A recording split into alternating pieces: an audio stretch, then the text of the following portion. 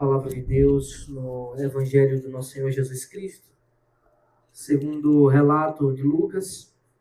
Estamos retornando à exposição de Lucas, que nas últimas semanas a gente tinha dado uma breve pausa, mas agora retornamos para dar sequência à exposição. Estamos no capítulo 12 de Lucas. Vamos fazer a leitura de poucos versículos, do versículo 49 a 53. Lucas, capítulo 12, do versículo 49 ao versículo 53.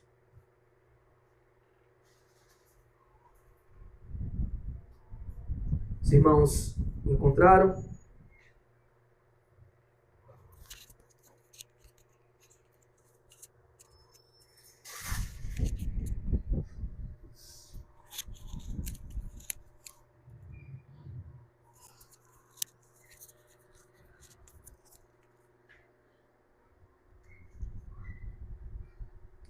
A palavra do nosso Deus diz assim, Senhor Jesus Cristo dizendo: Eu vim para lançar fogo sobre a terra, e bem que eu gostaria que já tivesse aceso, mas existe um batismo pelo qual tenho de passar, e como me angustio até que o mesmo se cumpra. Vocês pensam que eu vim dar paz à terra? Eu afirmo a vocês que não. Pelo contrário, vim trazer divisão. Porque daqui em diante estarão 5 divididos numa casa. 3 contra 2 e 2 contra 3. Estarão divididos pai contra filho, filho contra pai, mãe contra filha, filha contra mãe, sogra contra nora e nora contra sogra. Amém. Oremos. Senhor, nosso Deus, Senhor Jesus Cristo, nosso Senhor, nós pedimos, ó Deus, que pela iluminação do Teu Santo Espírito possamos entender as Tuas palavras, o Teu ensino, a verdade preciosa que nos é revelada aqui, para que, atentos como filhos diligentes que ouvem o ensino do Pai, como lemos aqui em Provérbios 4, possamos entender, ó Deus, os Teus desígnios para nós. Ilumina-nos, é o que eu te peço. Ensina-nos através da Tua palavra, do Teu Espírito Santo, para que possamos viver da forma digna, correta e que glorie o Teu santo nome. Ó Pai, em nome de Jesus eu te peço, porque nós reconhecemos as nossas limitações e fraquezas e sem Ti somos totalmente incapazes de compreender a verdade e vivê-la para a Tua glória. Por isso eu te peço, Senhor, ajuda-nos. Amém. Irmãos, Jesus faz a seguinte declaração diante de uma multidão: Eu vim para lançar fogo sobre a terra. Essa é uma das mais impactantes declarações do nosso Senhor Jesus Cristo. E ao mesmo tempo ela é extremamente verdadeira. Eu vim para lançar fogo sobre a terra.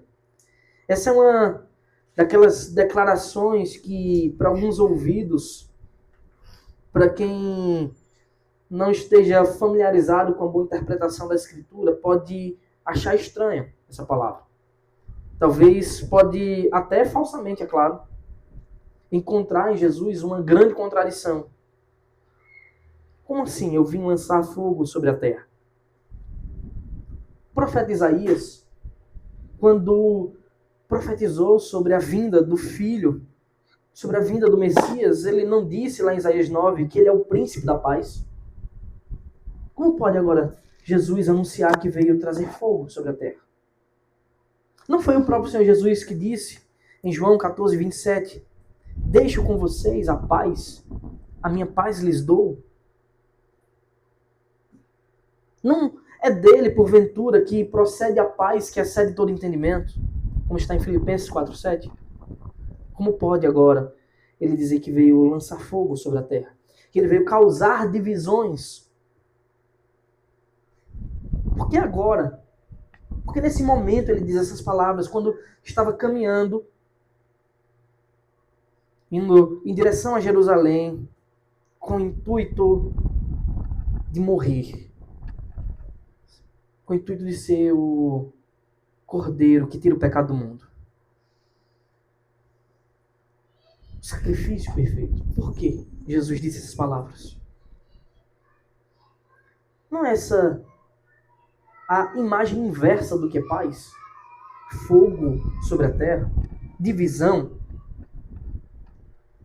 Não é fogo um sinônimo de discórdias, de tragédias? Diz, fulano está lançando fogo aí. Está atiçando. Não parece ser uma coisa ruim? Algo que sai dos propósitos santos de Deus? Como se não bastasse essa declaração, eu vim lançar fogo sobre a terra. Jesus acrescenta, vocês pensam que eu vim para trazer paz? Eu afirmo a vocês que não. Pelo contrário, vim trazer divisão. Como pode o nosso Deus, o príncipe da paz, o Senhor, o Messias, dizer uma coisa dessas? O que é que realmente o Senhor Jesus Cristo quer dizer com essas palavras?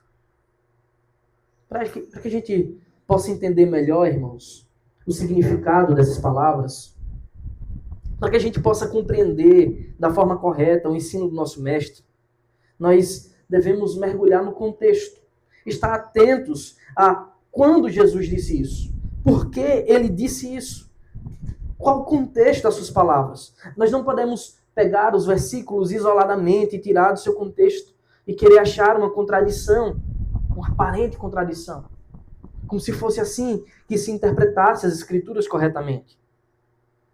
Nós estamos diante de um capítulo longo do Evangelho de Lucas. E desde o início do capítulo é dito que o Senhor Jesus estava diante de uma multidão, ensinando muitas coisas. E se nós recortarmos esse pedaço do ensino de Cristo, como se ele não tivesse falado nada antes, e como se ele não fosse falar nada depois, nós vamos interpretar de forma totalmente equivocada essas palavras. Por isso nós precisamos, para entender, nós necessitamos mergulhar no seu devido contexto. Lucas nos informa que naquela ocasião, isso logo no comecinho do capítulo 12, tinha uma multidão reunida.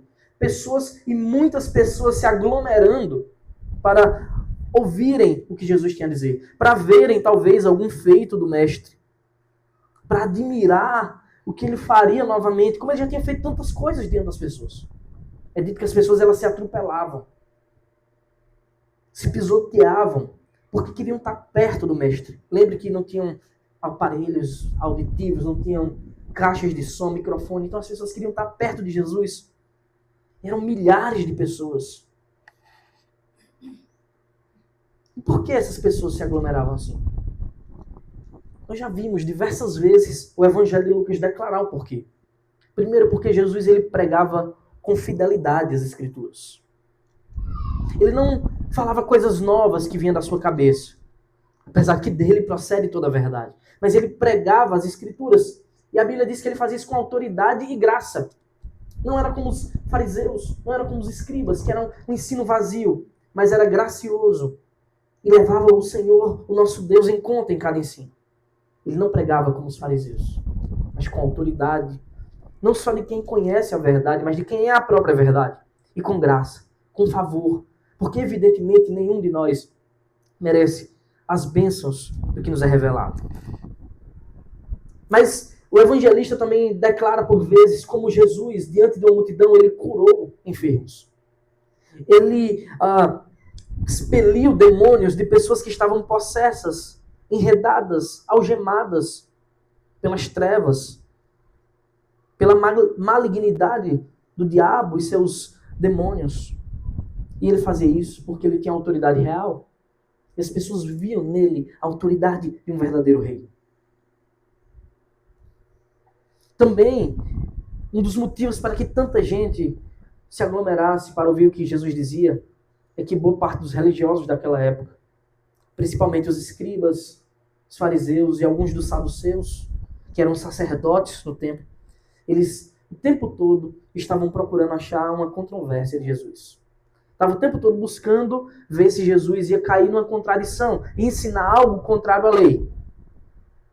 Então, eles estavam o tempo todo atentos ao que Jesus diria, ao que os seus discípulos faziam, para poder apontar e dizer, olha, vocês não são de fato de Deus. Você não é enviado de Deus porque você está quebrando a lei.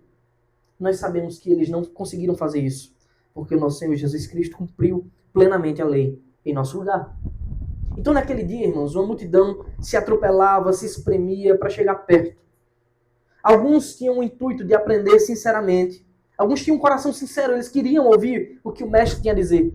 Havia um silêncio profético antes de Cristo, antes de João Batista, de mais de 400 anos. E eles estão vendo o mestre, estão querendo aprender. Eram pessoas oprimidas pelo império, pessoas oprimidas pelos seus próprios pecados, pessoas oprimidas por religiosos maus. Uns tinham um coração sincero para ouvir a verdade. Outros estavam interessados nas bênçãos que Jesus produzia. Afinal, ele tinha alimentado multidões, multiplicando pães e peixes. Ele tinha curado pessoas que estavam doentes, doenças irreversíveis. Ele tinha feito o cego ver, coxo andar. Ele já havia ressuscitado pessoas. Então algumas pessoas estavam ali por puro interesse, de tentar ver se algum resquício das bênçãos de Deus cairia ali nos seus colos, nos seus braços. Ainda outros estavam ali com coração totalmente endurecidos, obscurecidos, buscando somente um pretexto para ter do que acusar o Senhor Jesus de blasfêmia. Havia ali discípulos do Senhor que o seguiam, haviam judeus piedosos, tementes a Deus, haviam religiosos devotos, pessoas comuns, adversários de Cristo, todo tipo de gente ouvindo o ensino do Senhor Jesus. Então, até esse momento, irmãos, o Senhor Jesus ele não chega e fala essas palavras do nada, mas até esse momento ele já tinha discorrido sobre muitos assuntos importantes quanto à fé. Ele havia começado exortando primeiro os discípulos. O Evangelho de Lucas, no capítulo 12, diz que primeiro Jesus se dirigiu aos seus discípulos, que deviam estar mais próximos a ele. Ele havia dito, olha, vocês têm que tomar cuidado com o fermento dos fariseus, porque eles vão inchando muito.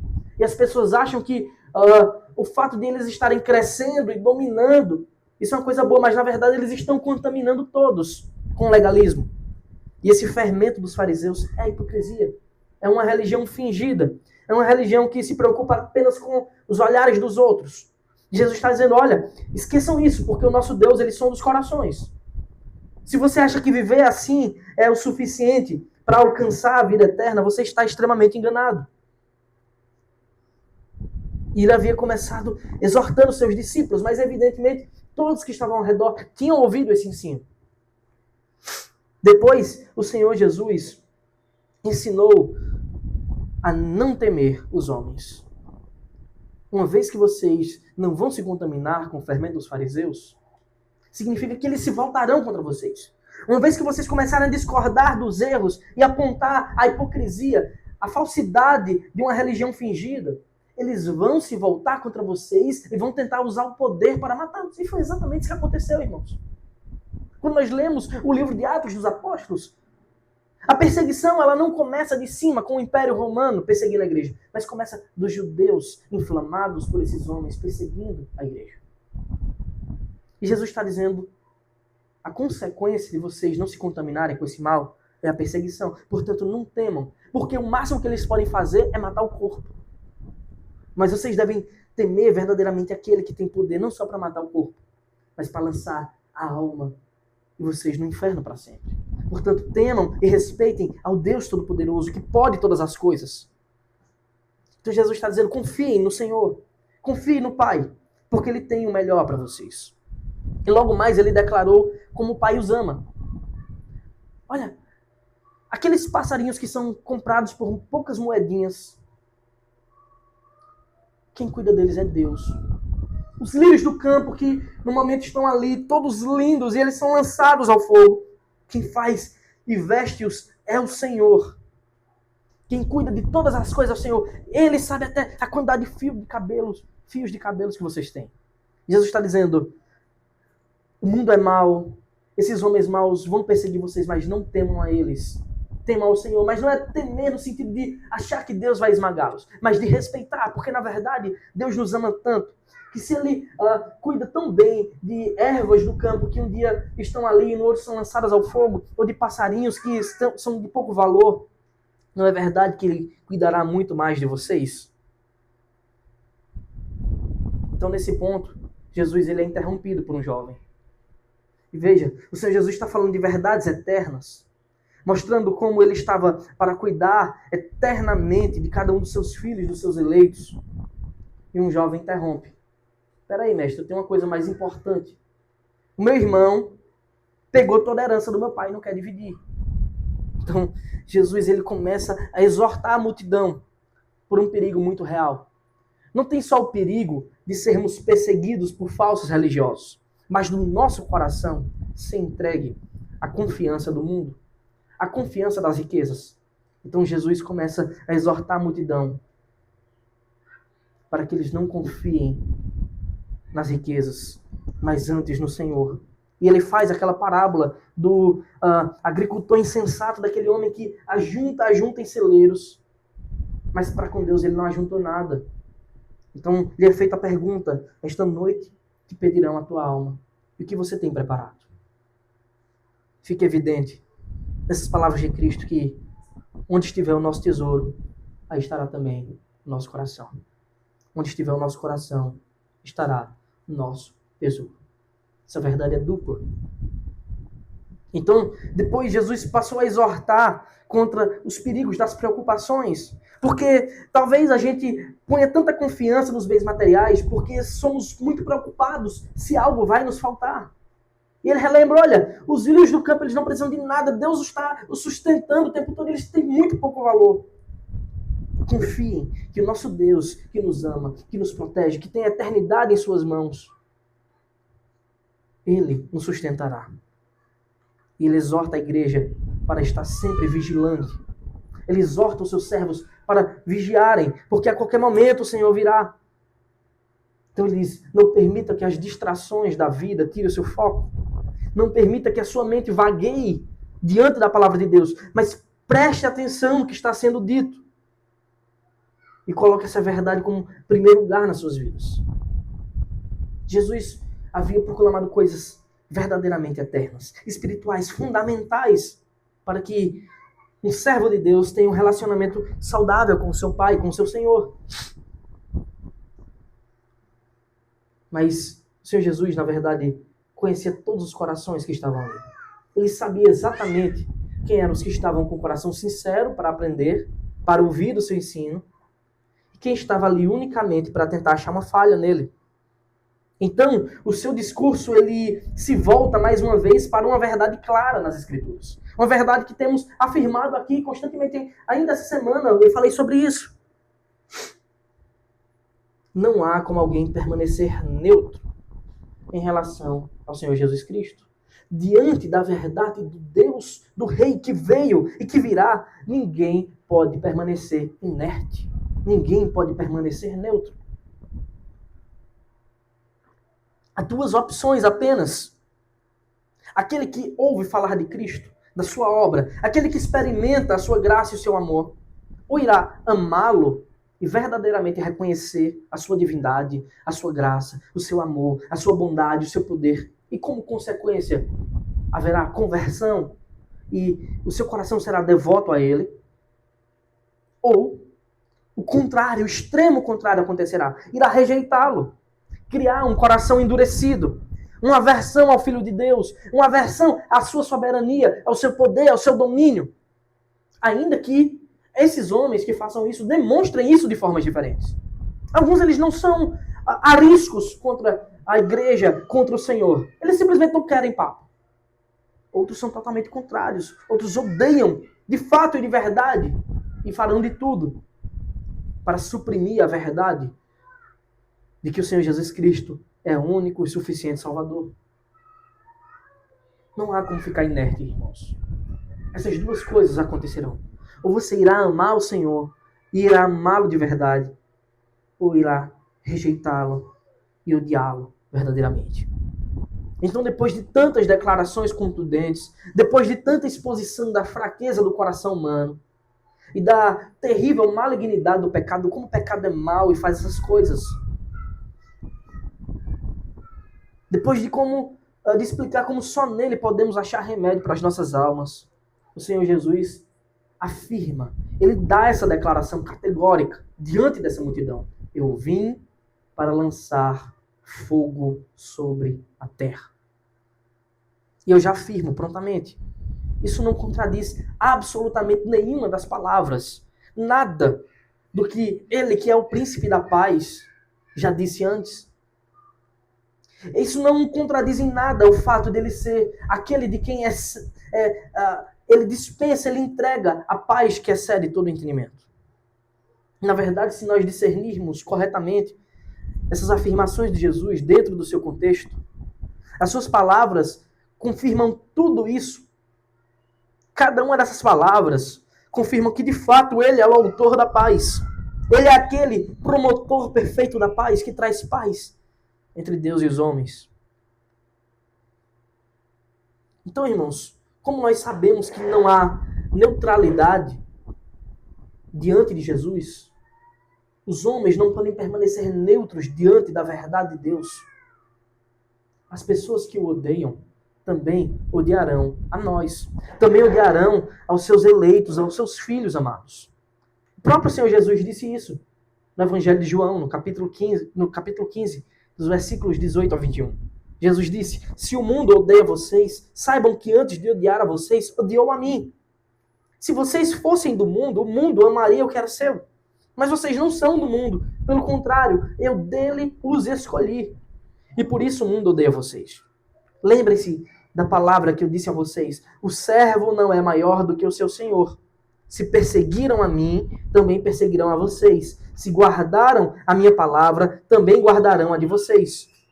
Tudo isso, porém, farão com vocês por causa do meu nome, porque não conhecem aquele que me enviou. Então essa é uma verdade evidente na palavra de Deus. Aqueles que odeiam ao Senhor odiarão também os seus filhos, porque buscam viver de igual modo, buscam proceder da forma que agrada ao Deus perfeito. Então a conclusão lógica que chegamos é que a vinda de Jesus, irmãos, traz perfeita paz. A encarnação do Verbo de Deus veio para trazer salvação e paz. Mas somente para aqueles que o recebem como seu Salvador. Jesus é aquele que pacifica os corações. Ele é aquele que promove a verdadeira paz entre o Pai e seus filhos, como Paulo declara em Romanos 5:1. Justificados, pois, mediante a fé, temos paz com Deus. Observe, não é paz com o mundo, mas é paz com Deus por meio do nosso Senhor Jesus Cristo. Então essa é a obra do Filho. Por meio do seu sacrifício, promover uma paz. E o seu sacrifício foi fundamental e necessário. Porque o nosso estado antes era de guerra para com Deus. Aversos à sua lei, aversos ao seu padrão perfeito de santidade.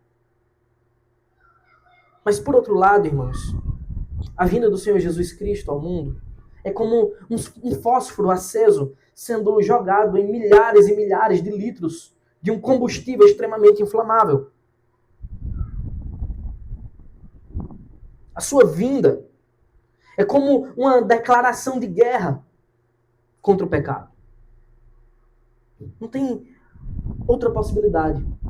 Os corações dos réprobos, daqueles que rejeitam a Deus, quando diante da imagem perfeita do Filho, seja quando ele veio ao mundo ou quando nós pregamos o Evangelho, não pode ser outra, senão que uma grande explosão. É isso que acontece quando o fósforo é jogado ao combustível. Os corações dos homens estão tomados por esse mal terrível. E a não ser que eles sejam totalmente subjugados pela bondosa graça de Deus, pela graça irresistível do Senhor, eles não farão outra coisa, senão que odiar a Deus, ao Senhor Jesus Cristo e os seus discípulos. É isso que o pecado faz. A vinda de Cristo é como esse fósforo que cai num combustível prestes a explodir. E quando Jesus vem ao mundo, esses homens revelam que sempre foram odiadores de Deus, aversos à santidade e à pureza. Essa verdade, ela já tinha sido declarada, irmãos. Não é Jesus que está dizendo isso apenas. Ele está dizendo também. Mas o velho Simeão, quando o Senhor Jesus foi levado ao templo para ser circuncidado, quando ele toma o bebê nas mãos, o Salvador do mundo, ainda sendo um bebezinho, ele ergue o filho e diz: eis que este menino está destinado tanto para a ruína, como para a elevação de muitos em Israel. Olha, Jesus estava destinado para esses dois fins, ruína de uns e elevação de outros. Porque não há como ficar inerte ante a presença de Deus. E ele diz mais: e para ser alvo de contradição, para que se manifestem os pensamentos de muitos corações. E é isso que acontece. Os pensamentos de muitos corações são manifestos diante da grandeza, da pureza e santidade do nosso Deus. Enquanto em alguns corações é manifesto o perdão, em outros corações surge um fogo odioso, surgem divisões, até mesmo entre as pessoas mais próximas de uma família. O pecado é tão terrível que traz os pecadores, que faz os pecadores sentirem ódio, até dos amigos, dos parentes mais próximos, das pessoas mais queridas, que eles tinham grande apreço quando eles são alvos do perdão e da graça de Deus. Essas pessoas tornam-se aversas à pureza, à santidade do nosso Deus. Então Jesus acrescenta: eu vim para lançar fogo sobre a terra, e bem que eu gostaria que já tivesse aceso. Então Jesus ele vai além. Ele diz que gostaria que esse fogo já tivesse aceso. Isso é, que os efeitos plenos da sua vinda no coração dos pecadores já tivesse alcançado a proporção que estava para eclodir. Esse desejo de Jesus vinha da ansiedade, irmãos, pelo marco, pelo fato histórico que daria início a esse incêndio tão grandioso, tão terrível e devastador que estava para acontecer. Então Jesus ele sente-se ansioso. Eu gostaria que esse fogo já ardesse. Não é porque ele tem prazer pela discórdia, pela divisão, mas porque o que ele estava para fazer exigia um preço muito alto. E os efeitos certamente seriam sentidos. E nós podemos sentir. Então o Senhor Jesus declara no versículo 50: mas existe um batismo pelo qual tenho de passar, e como me angustio até que o mesmo se cumpra. Jesus sabia exatamente o que lhe aguardava. E esse batismo que Cristo está falando não é o batismo das águas, irmãos. O batismo pelo qual o Senhor Jesus tinha que passar, que lhe trazia angústia extrema, esse batismo era a cruz do Calvário, na qual ele experimentaria como um dilúvio caindo sobre a sua cabeça os pecados de toda a humanidade, os pecados de todos os eleitos de Deus, sendo derramados sobre ele. A sua ansiedade se dava pelo desejo de consumar toda a missão que o Pai lhe conferia.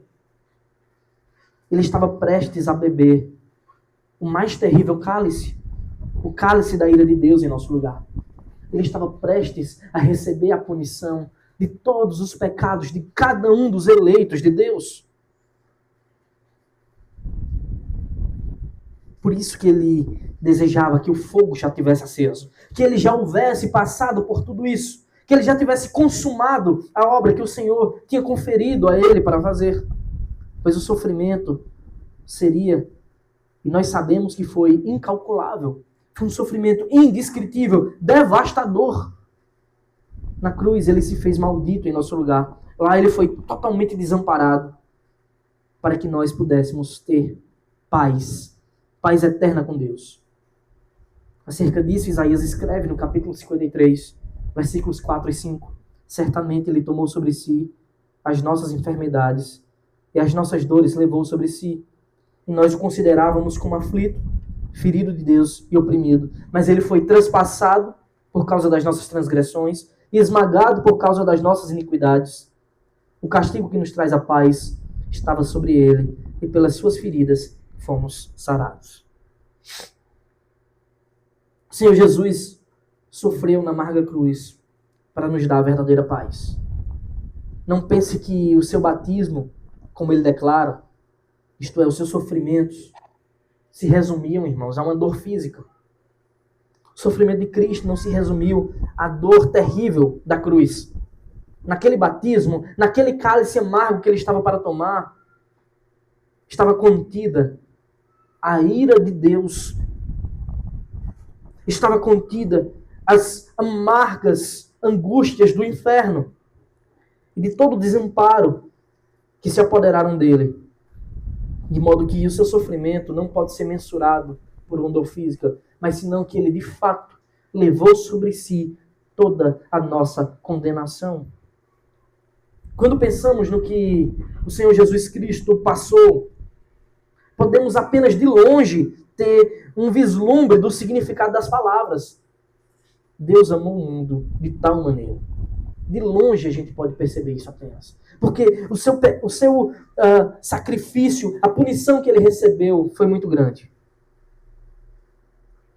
Mas agora, mantendo o foco da sua mensagem na visão daqueles que o rejeitariam, o Senhor traz uma verdade da qual jamais podemos esquecer. Então ele diz no versículo 51, vocês pensam que eu vim dar paz à terra? Eu afirmo que não, pelo contrário, vim para trazer divisão. Então, na mesma linha de raciocínio, Jesus afirma que quais são os efeitos de sua vinda sobre a terra. O que nos revela grandes verdades. Primeiro, o Senhor não veio fazer dessa terra os nossos céus. Eu tenho dito isso reiteradas vezes aqui. O seu reino não é desse mundo. E ele não veio estabelecer sistemas políticos. Ele não veio libertar homens de impérios terrenos. Ele não veio libertar das opressões de sistemas políticos ou sociais ou o que quer que seja. Mas ele veio nos dar a vida eterna. Ele veio nos dar o ingresso para o reino eterno de Deus. O reino dos céus, onde há verdadeira paz e justiça. Ele não veio trazer paz para essa terra, mas divisão. A sua vinda a esse mundo trouxe a manifestação dos pensamentos de muitos corações, como Simeão tinha dito. A sua vinda, por um lado, traz a união de pecadores arrependidos ao Pai. Traz paz com Deus. Por outro lado, gera divisão entre pecadores. Gera fogo nesse mundo terrível. Certamente entre nós há pessoas que experimentam, ou experimentaram, ou ainda experimentarão em algum grau essa verdade.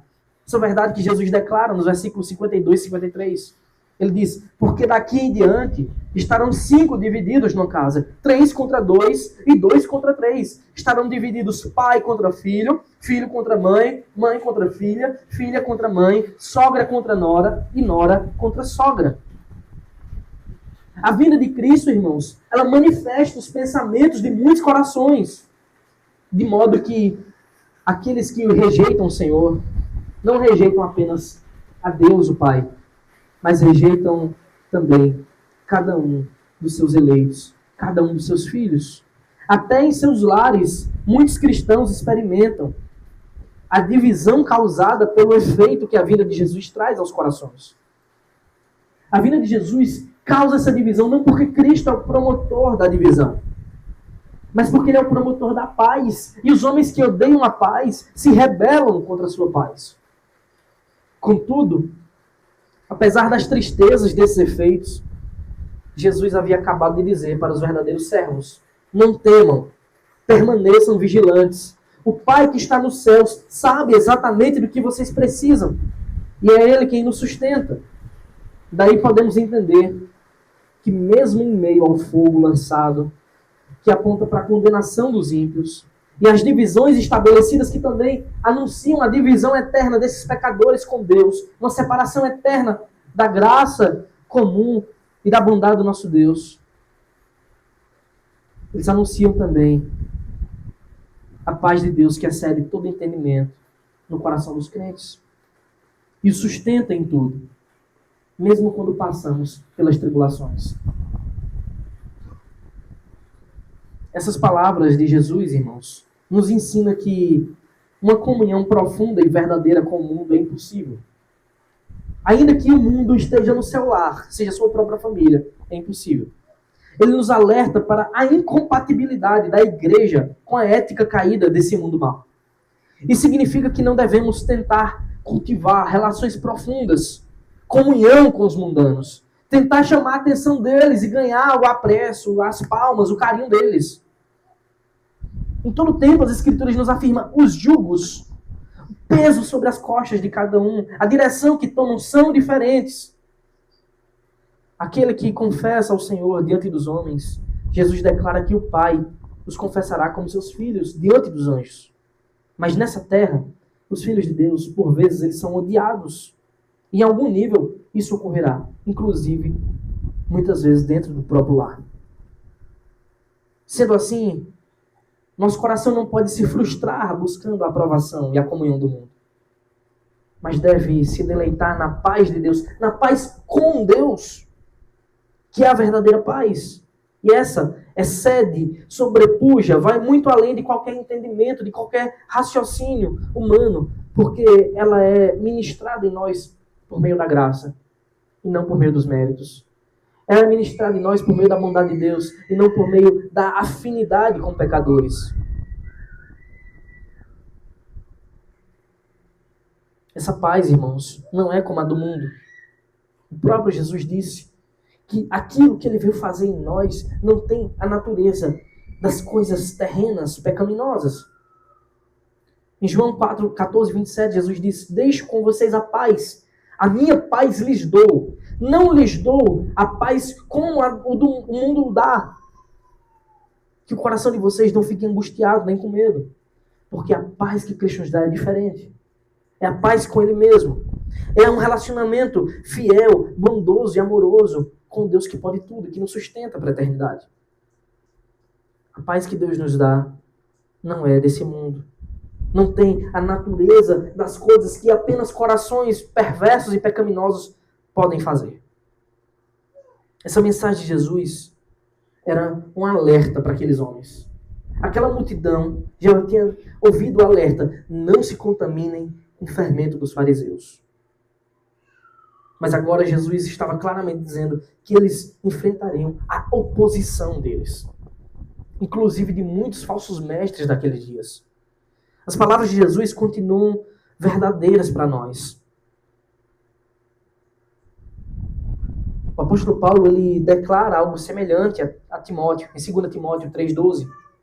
Ele diz: na verdade, todos os que querem viver piedosamente em Cristo serão perseguidos. Todos os que desejam ter um relacionamento fiel com o Senhor e nutrir paz com Deus e fidelidade e amor com o Senhor, esses serão perseguidos, porque o mundo odeia a paz de Deus. O mundo quer conquistar a sua própria paz, aos seus próprios modos. Por isso que quando estão diante da glória de Deus, quando estão diante da bondade, da misericórdia do Senhor, a única coisa que vem sobre os seus corações é fogo, é ira, é divisão, contendas. Tudo isso nos revela, tudo isso nos ensina como nós devemos odiar o pecado. Como o pecado é mau e como somente em Cristo há cura para essa terrível praga. Contudo, irmãos, mesmo diante dessas verdades chocantes, desse terrível aspecto do pecado, nas Escrituras há palavra de alento para os nossos corações. Mesmo diante das tristezas, da oposição do mundo, e talvez até de pessoas próximas que amamos, como muitos de nós, muitos dos nossos próprios irmãos aqui, têm sentido a oposição dos próprios membros da família, porque odeiam a Cristo. Em Romanos 8,37, acerca de todo tipo de perseguição, Paulo fala para nós, Deus falando por meio do seu servo, a sua igreja: em todas estas coisas, porém, somos mais que vencedores, por meio daquele que nos amou. Então, é isso que a palavra de Deus nos revela. Apesar do mundo odiar ao Senhor, rejeitar a sua missão, apesar daqueles que deveriam conhecer a palavra de Deus, reconhecê-lo como o Senhor, que viram o Messias prometido, que viram o cumprimento de todas as profecias, rejeitarem ao Senhor,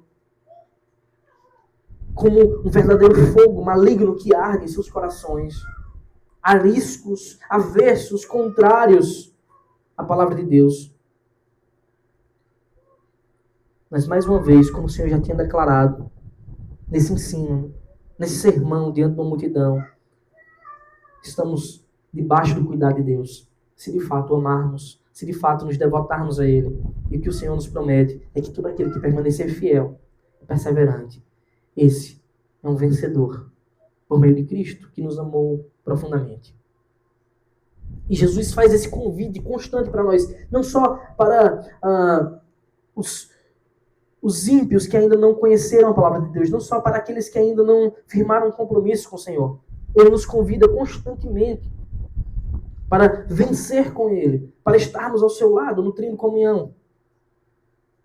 E está claro o tempo todo, fica claro nas Escrituras que a gente não precisa comprar isso, que a gente não precisa pagar ao Senhor, não é uma moeda de troca. Porque isso Jesus garantiu para nós na cruz. Ele mesmo pagou. Ele fez esse favor. O que Ele requer de nós é que nós creiamos e confiemos nele para sempre. Assim como está o chamado em Marcos 1,15. Ele dizia: o tempo está cumprido e o reino de Deus está próximo. Arrependam-se e creiam no Evangelho. Esse é o chamado constante para nós. Mas somos alertados bondosamente por Deus de que sofreremos oposição do mundo, sofreremos oposição da nossa família, daqueles que se diziam nossos amigos, daqueles que diziam que nos amavam. Mas nós temos por fiel e verdadeira palavra do nosso Deus, que não pode mentir, de que Ele jamais nos abandonará, de que Ele jamais rejeita aquele que voluntariamente vai a Ele pela fé em busca da sua graça. Esse é um chamado para confiarmos e nos devotarmos ao nosso Deus, hoje e sempre, irmãos. Amém. Convido vocês a se colocarem de pé para que possamos louvar ao nosso Deus, para que possamos cantar ainda um cântico ao Senhor.